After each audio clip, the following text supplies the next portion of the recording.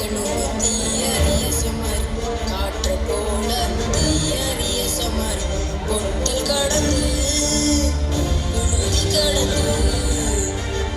வந்தி ஒரே பாட்டு மகிழ்ச்சியமா இருக்கு. உன் மகிழ்ச்சியின் ரகசியம் என்னவோ? என்ன சொல்லி கூப்பிட்ட? வந்தின்னு சொல்லி கூப்பிட்ட. பொன்னியின் செல்வன் படம் வந்து பல 100 கோடி வசூலாயிருச்சு. ஆனா இன்னும் நான் வந்தியத்தேவனாவும் நீ ஆழ்வாரையார் கடியாள நம்பியாவும் தான் வாழ்ந்துகிட்டு இருக்கோம். அந்த கதாபாத்திரத்துல இருந்து இன்னும் வெளியே வரல. நம்ம இப்ப கூட பொன்னியின் செல்வன் பார்த்து நினைச்சுக்கிட்டு இருக்கோம். நம்ம என்ன நடிக்கவா செஞ்சோம்? அந்த கதாபாத்திரமா வாழ்ந்துகிட்டு இருக்கோம். சரியா சொல்லி நம்ம நாட்டுல இன்னும் அப்பப்ப தூயத்தமிழ் வந்துட்டு தானே போகுது. 1950 கல்கி பொன்னியின் செல்வன் கதையை எழுதிட்டாரு. அன்னைக்கு பொன்னியின் செல்வன் கதையை யாருக்குமே தெரியாது. ஆனா பொன்னியின் செல்வன் கதையை படமா எடுத்த பிறகு அதை தெரியாதவங்களே கிடையாது. இதே மாதிரி நம்ம தமிழ் மொழியில நிறைய இலக்கியங்கள் கதைகள் எல்லாம் இருக்கு. அத படமாக்கியாவது மக்களுக்கு கொண்டு போய் சேர்க்கணும். அது நம்ம கடமை. கண்டிப்பா செய்வோம். மன்னர் அருள்மொழியோட சேர்ந்து நானும் கடல்ல மூழ்க வேண்டியதாயிடுச்சு. ஆனா மூழ்கியதுலயும் ஒரு நன்மை இருக்குன்னா பாத்துக்கோய. என்னது? கடல்ல மூழ்கிது நன்மையா? நீ கடல்ல மூழ்கி பொழைச்சு வந்ததே பெரிய விஷயம். அதுல என்ன நன்மை? குறுக்க பேசாத, நான் சொல்றதை கேளு. நான் கடல்ல மூழ்கினப்ப எனக்கு ஒரு சிறப்பான கை கடிகாரம் கிடைச்சது. கை கடிகாரனாலே மணி பார்க்கறா, அதுல என்ன சிறப்பு? அதுதான் இல்ல.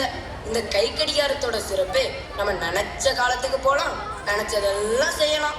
நினைச்ச காலத்துக்கு போகலாம், நினைச்சதெல்லாம் செய்யலாமா? அப்படிப்பட்ட ஒரு கை கடிகாரமா? அப்படின்னா நம்ம அரசு காலத்துக்கு போவோம்.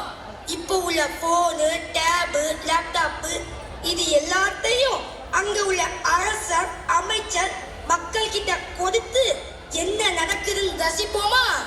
ரசிப்போம். சுவாரஸ்யமாக இருக்கும். பார்க்கத்தானே போறீங்க இந்த செல்லோட ஆட்டத்தை.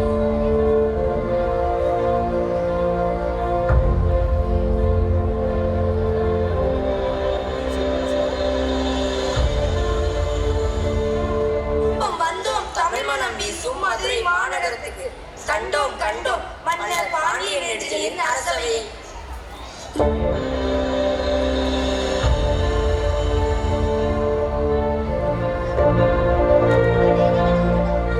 மன்னனின் மின்னணு நாடு திட்டத்தினால் என்னால் மதுரைக்கு சென்ற என் மணவாளனோடு பேச முடிகிறது, பார்க்க முடிகிறது. மனதில் நிம்மதியும் ஏற்படுகிறது. வாழ்க மன்னர், வளர்க மன்னன் புகழ்.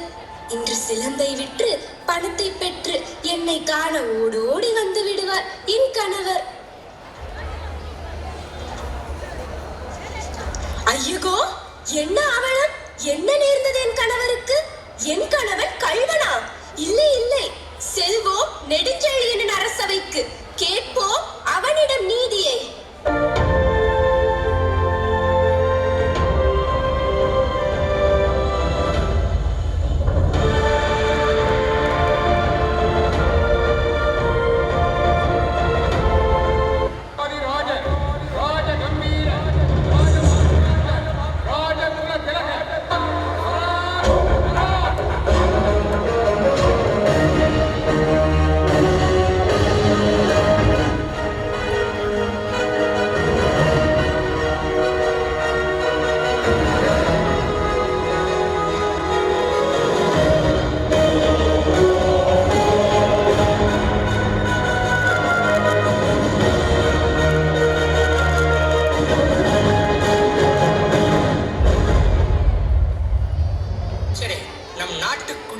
பசிப்பட்டினியின்றி நோய் நொடியின்றி செழுமை செழிப்போடு வாழ்கின்றனர் அல்லவோ?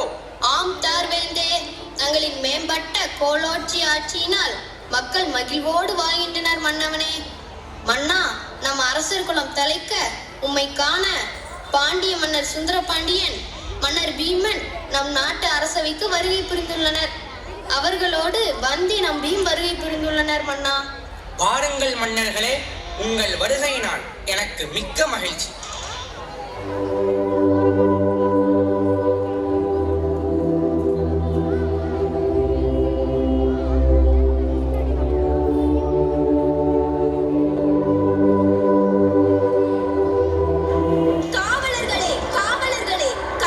கண்ணீருடன் கையில் சிலம்புடன் ஆவேசத்துடன் பெண்ணொருத்தி வந்திருக்கிறாள் என்றும் அரசரிடம்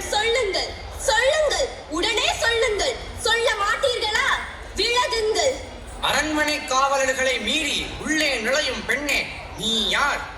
புறாவுக்கு தசை தந்து புகழ் பெற்ற மன்னன் சிபி தேர்காலில் மகனை இட்டு நீதி காட்ட நீதி சோழன் ஆட்சி புரிந்த பூம்புகாரே எனது ஊர். பெருமகன் மாசாத்துவானின் மருமகள். என் பெயர் கண்ணகி. உன் முறையீடு என்னவோ கூறு பெண்ணே.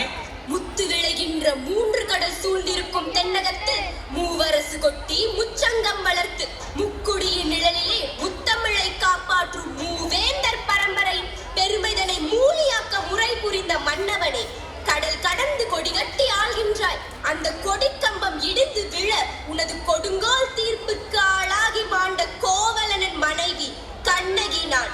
வணங்குகின்ற தெய்வத்தை என் வாழ்வுக்கரு ஊழத்தை சாவுக்குழியில் தள்ளிவிட்டாயே.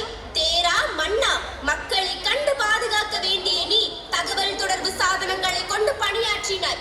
விளைவு உன் நீதி தவறியது, என் கணவனின் உயிரை மாய்த்தது. மின்னணு சாதனங்களில் மோகத்தில் மூழ்கிய நீ அவற்றை கொண்டு என் மணவாளனின் உயிரை கொண்டு வர முடியுமா? கூறு. என் கணவரின் உயிரை காவு கொள்வதற்கு காரணமாயிருந்த இந்த தகவல் தொடர்பு சாதனங்கள் எல்லாம் அழியட்டும், பயன்படுத்த முடியாமல் ஒளியட்டும். பெண்ணே, உன் கணவன் கொலையுண்டான் என எதை வைத்து கூறுகிறாய்? கூறு. செல்போனில் வாட்ஸ்அப்பில் வீடியோவை பார்த்தேன். மனம் பதறினேன். ஓடோடி வந்தேன். உன் முன்னால் கோப தீயை கக்குகிறேன். உன் மணவாளன் உன் கண் முன்னால் உயிரோடு வந்தால்? உன் காவலாளிகளால் என் கணவனின் உயிரை காலனிடம் அனுப்பிவிட்டு என்ன பிதற்றுகிறாய்? இங்கு அழைத்து வாருங்கள் கோவலனை.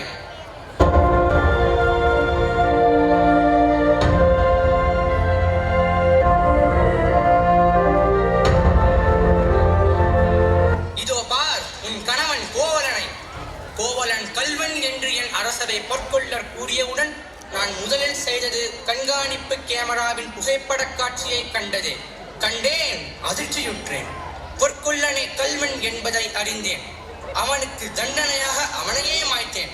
பொற்கொள்ளனே கல்வன், கோவலன் கல்வன் அல்ல என்பதை அறிந்தேன். நீர் இருவரும் இன்று முதல் இணை பிடியாமல் இன்பமோடு வாழுங்கள். எம் மதுரை மாநகரிலேயே வணிகம் செய்து பிழைத்துக் கொள்ளுங்கள்.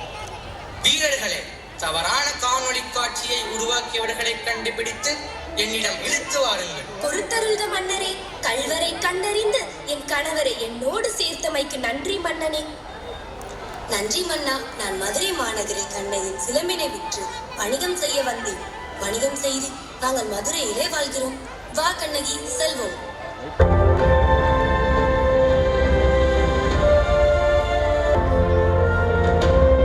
நெடுஞ்செழியரே, தகவல் தொடர்பு சாதனங்களால் என் நாட்டு மக்கள் கலனியை மறந்து கட்டினுள் உறைந்து கண்விழி பிதுங்கி செல்லில் மூழ்கி கிடக்கின்றனர். எம் நாட்டு இளவரசர்களோ கல்வி கற்க வேண்டிய வயதில் எதையோ கற்று புத்தி பேதெடுத்திருக்கின்றனர் அரசே.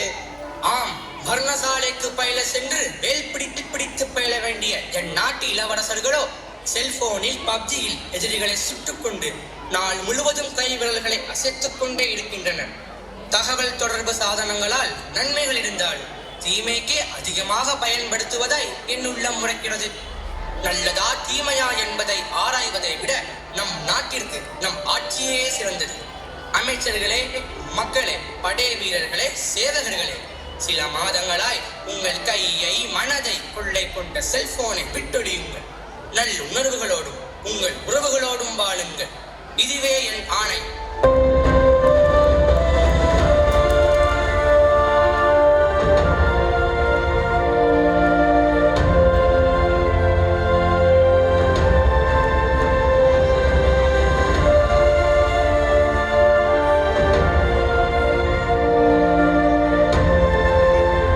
அரசர் காலத்துக்கு போனோம், செல்போனை கொடுத்தோம், அவங்க செஞ்சதெல்லாம் பார்த்து மகிழ்ந்தோம்.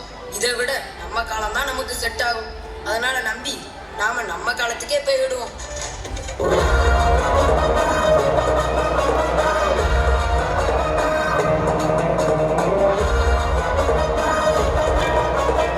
டிஜிட்டல் நாடு என்ற பெயரில் நல்லதொரு குடும்ப பல்கலைக்கழகங்கள் பறிபோயின.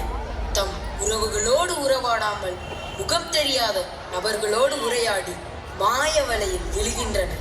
மாணவர்கள் கல்வியை மறந்து தாய் தந்தையரை எதிர்த்து குருவை அவமதித்து கல்வி கற்க மறந்தனர். பெற்றோர்களோ தவறு புரியும் தம் பிள்ளைகளை கண்டிக்க வழியின்றி கையில் உறவு அனைத்தும் செல்பேசியினுள் புதைந்து போனது. இவற்றை அதிக நேரம் பயன்படுத்துவதால் குடும்பத்தில் பந்த பாசம் உணர்விழந்து போனது. தகவல் தொடர்பு சாதனங்கள் நம் உறவுகளை உயிர்களை தகர்த்தெறிய வந்த சாதனங்கள். இவற்றை முறையாக பயன்படுத்தி முனைப்போடு வாழ்வதா, இல்லை முழுமையாக பயன்படுத்தி முறைகெட்டு வீழ்வதா? உடன்பிறப்பு போல உங்கள் கையிலே வைத்திருக்கும் செல்போன் உங்களை ஆளப்போகிறதா, இல்லை செல்போனை நீங்கள் ஆளப்போகிறீர்கள்? ஆளப்போவது யார்? சிந்தித்து செயலாற்றுங்கள். இது உங்கள் கையில்.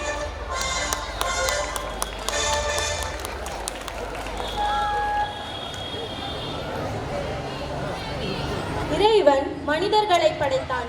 மனிதர்கள் தகவல் தொடர்பு சாதனங்களை படைத்தனர். இப்போதும் எப்போதும் மனிதர்களின் இயக்கம் இறைவனாலே. அதேபோல் தகவல் தொடர்பு சாதனங்களின் இயக்கம் மனிதர்களின் கட்டுப்பாட்டுக்குள்ளே இருந்தால் வாழ்வு சிறக்கும், வளம் பெறும். மாணவனே,